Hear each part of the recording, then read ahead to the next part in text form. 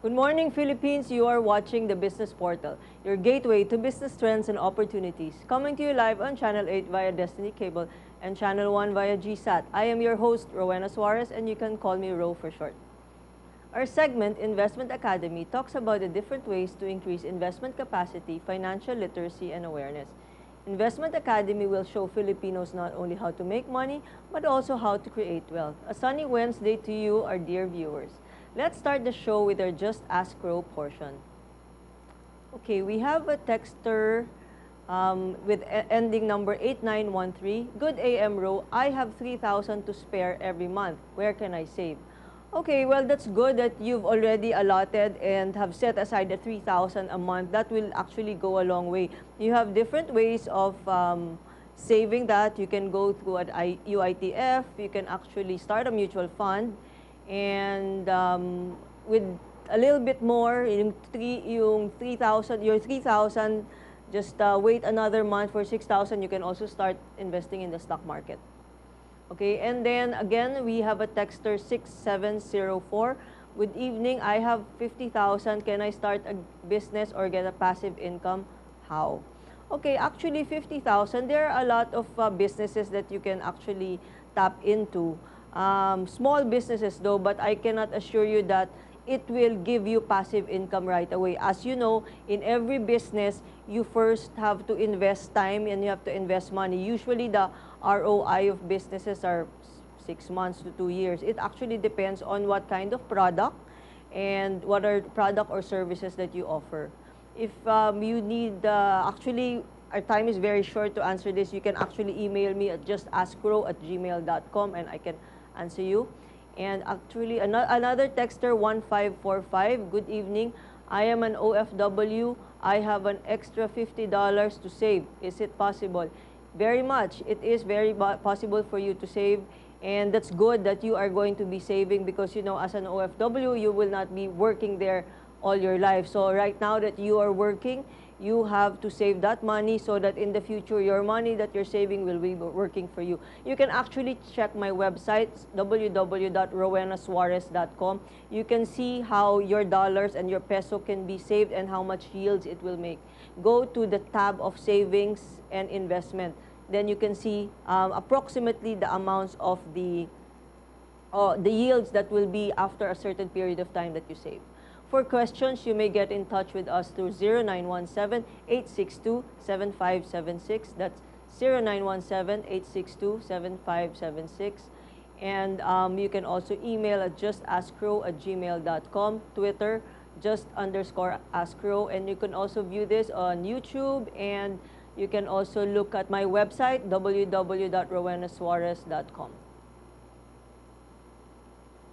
And today we are on our third episode on the different businesses we can have this summer that in turn will enrich the learning and keep the kids busy this much awaited break. To share with us her experience is Maria Rowena J. Mati, the CEO for the Galileo Enrichment Learning Program. She has been in the education industry since she was a child when her mother founded the Sacred Heart School in Malabon. She started out as helping out with the operations in the school until she saw the need to supplement the learning for students, especially in math and in English. With a pool of educators and consultants, Galileo was born. Ms. Rowie is also an author and mother of 2 children. Good morning, Rowie. Morning. How are you today? Fine, thank you. Okay, so you're Rowie, I'm Ro. We're both Rowena. So, right now, you've been, can you give us a bit of your career history? I mean, of course, you've started when you were young pa with your mom. And was she an educator too? My mom's not an educator, but at that time, she already, I think the idea of bringing children to school was starting. And we lived in Malabon. So she wanted to bring me to a school, a Montessori school in Pasay. So my father said, that's too far. That means you'll have to get her a car and a driver to bring her there every day. So I said, why don't you get a teacher and just start it here in your house? And she said, but that's not easy. This is education we're talking about. This is very important. As they were talking about it, they came across a friend who were about to leave for Canada. And they were running a school at that time. And they got to talk and they said, we can help you start up a school if you really want a school in Malabon, and that will be good for the community. So that's how it started. She opened the school for me. So I actually grew up in the school. I'm the first student of the preschool. The school is still in existence. We're up to grade 6 now, and we have branches. What's the name of the school? Sacred Heart School. Sacred Heart School. That's the one. The branch is the one here in San Lorenzo. You still have the San Lorenzo? It's in Legazpi Village. Okay. And you growing up into that environment, you came to love it also? Yes. And then you studied.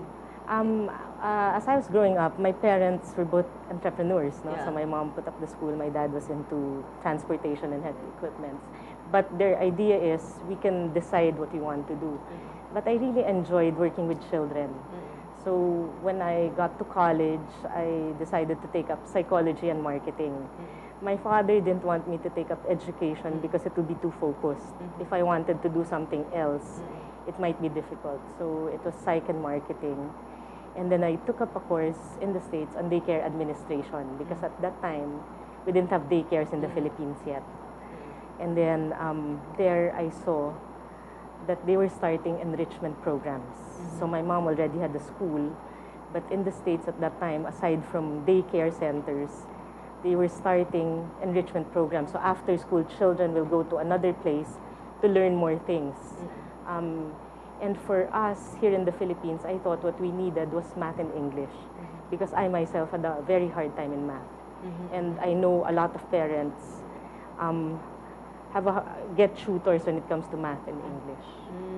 And that brought about... So when I started helping out my mom, I wanted to bring in something more than just helping out in the school. In the beginning, I started helping her out. So after about a year and a half, I decided to bring in an enrichment program for math and English.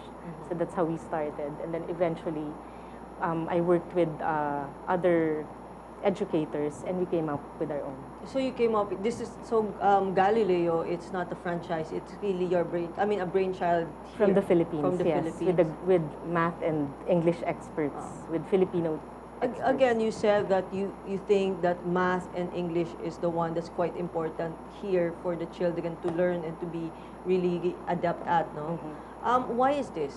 If you talk to a lot of people, I'm sure you'll understand that parents will always say, my child is having a hard time in math. So working with the school, I grew up knowing that. And aside from that being a difficult subject for a lot of students, it's also the basic for all subjects. So if you're good in math and English, you'll be good in science because the language of science is math and English. And then if you're good in English, you'll be good in all the other subjects because it's reading and comprehension. So just learning those two subjects will help you with all the other subjects. But basically, math is also logic, di ba?